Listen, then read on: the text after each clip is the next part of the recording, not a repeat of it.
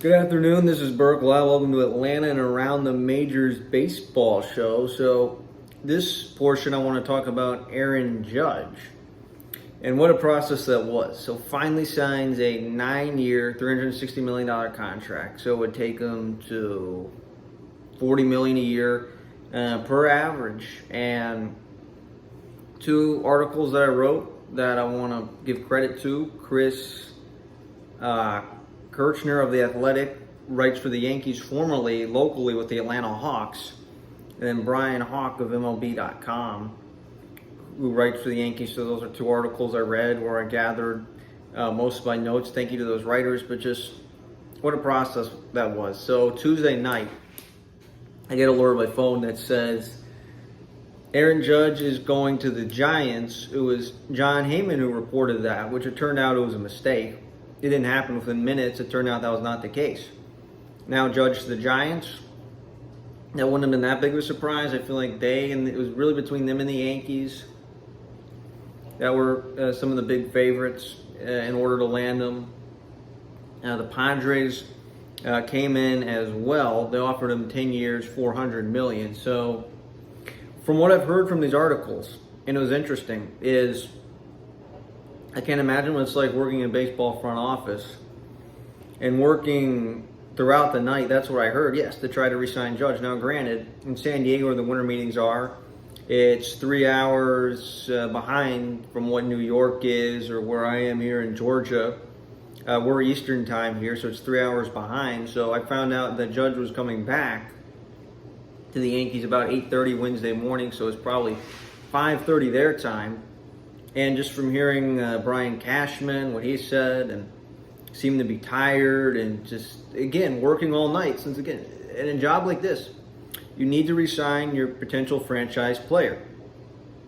I mean, Judge has a chance to be to the Yankees what Derek Jeter was, what Mariano Rivera was spending his entire career there. Joe DiMaggio was a career Yankee. Mickey Mantle was a career Yankee. And it looks like Judge is going to do the same thing as well. Another thing that was interesting in reading those two articles is how Steinbrenner was in Italy at the time. So again, on vacation right there, and again had to talk to Judge, I think by phone in from reading one of the articles, how Steinbrenner is not quite like George Steinbrenner was. We're just all in on free agents and just really, I feel like the current Steinbrenners leave it more to the front office. Just hearing everything that happened. And for Judge, remember at the beginning of the season was offered $200 million. And it was a kind of take it or leave it type deal. Could have said, okay, I accept, signs with the Yankees. Again, that was a 7-year deal, and that would have kept him there through age 37. Instead, waited and had the best performance of his career, where he hit 62 home runs, 131 RBIs, almost won that Triple Crown that year, and had one of the greatest years in baseball history, and led the American League and really Major League Baseball in just so many different categories. And again, was really good in 2021. Did have some injuries in between. I mean, from 18 through 20 was not completely healthy. So again, 6 full seasons, 3 healthy seasons, and then some years where he missed time with injury. So again, Judge putting everything together this year is what he needed to do in order to max out his value. If he would have done what he did, say, in 2021 or even 2018, 2019 in a full season, again, good production, solid, but not something that's going to get you a $360 million contract, one of the biggest contracts in Major League history, and then also $40 million per year annual salary. Again, the largest in Major League Baseball history. Well, among position players, Verlander and Scherzer, as starting pitchers, shorter-term contracts are making more than that. I think $43 million per year. So one of the highest ever for a position player. And in terms of years and dollars, definitely stretches out beyond what they got. Since again, Scherzer got a little over 120 million. Verlander got about 86 million. But again, it was over a short-term period, where Judge, it was stretched out to a long-term period. And I guarantee you, if you're making $40 million per year, towards the back end of that contract, or maybe even most of it, it's not going to be what he's worth. He's going to be overpaid. But that's what the Yankees had to do to keep him. And Judge, based off his performance, that's how much he earned. Again, he's worth $150 million more now than he was then. He could have had a rough year and could have been worth less of that. Guys like to bet on themselves. I mean, that's what it is. You're betting on yourself. You're trying to increase your value. The Yankees set a value for him back in April. They said, "This is what we think you're worth. Take it or leave it." He could have said, "Okay, fine, I'll take it." But he said, "Nope. I'm gonna turn this down. I'm gonna see what happens." And it turns out he was worth more than that, a lot more. That's what he's worth right now. So again, it's so much about timing. I mean, think about other free agents. Steven Strasburg, incredible timing when he was a free agent 3 years ago. Turned out to battle a lot of injuries and stuff. Timing. Think about Anthony Rendon. Timing. Neither one of those contracts have worked out. And again, that's how timing works. Terrible timing. Cody Bellinger. Dodgers decided not to retain him, trying to improve his value. So with Judge, I think his biggest concerns were not ineffectiveness, but more health. Had 3 years where he missed a significant amount of games, large chunk of the season. So that's Judge right there. And Brian Cashman, by the way, this was in the Athletic article, has experience in dealing with past Yankees free agents. Jeter, big name right there.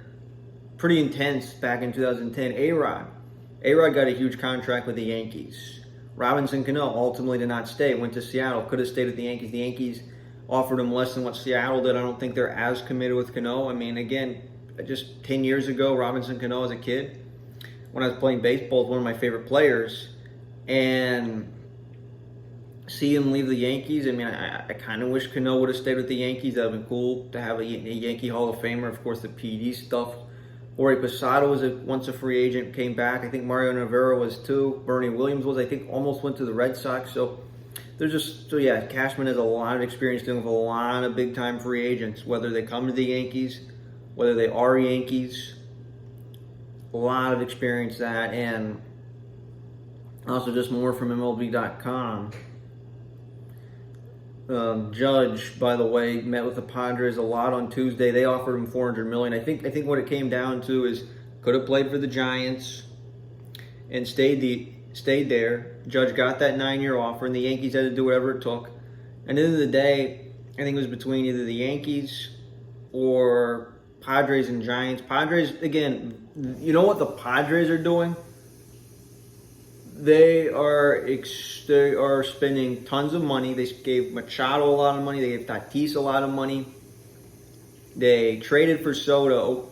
They make a lot of aggressive trades. In a couple of years, they might have to give Soto a lot of money, potentially more than what Aaron Judge got, in addition to giving Bogarts a huge amount of money. So the Padres are kind of sort of like what the Yankees were in some ways, and the Yankees can still be, just spending money. And that's where it could have gone. And the Padres, the way they are, their ownership, AJ Preller, not surprised that the Padres offered him a lot. They were probably the most aggressive team in signing him. And at the end of the day, I think it came back to Judge wanting to go to the Yankees. And that's what made sense. And the Yankees spent a lot of money to keep Aaron Judge. And he's going to be there for the next 9 years at least. So his contract will expire in 2031. So that means he will be 39 when that contract is up. And also, wanted to mention this as well. The Yankees have not won a World Series since 2009. So can they win a World Series with Judge? I think they can. It just depends on what type of team they have. Last year, and look, they're not World Series favorites right now. even with Aaron Judge. You have the Dodgers who won 111 games last year. Phillies got Trey Turner. They could be even better. The Mets won 100 games. So did the Braves. They each won 101. And Houston, they're in the same league with Houston, who really they've been better than the Yankees, mostly regular season-wise. And certainly in October over the last 6 years, the Astros in the ALCS every year, 4 World Series appearances, 2 titles. Yankees actually made it to the ALCS 3 times and lost to Houston. And 2 of those times, the Astros went on to win the World Series. So the biggest threat to the Yankees right now is the Astros. The Blue Jays are really good this year, could be really good. The Rays are always good. The O's are up and coming. So Yankees, not the best team in baseball right now, not World Series favorites. Again, they won 99 games last year. Maybe they find a way to win 100 this year. Maybe they're better matched up somehow against the Astros in the playoffs. We will see.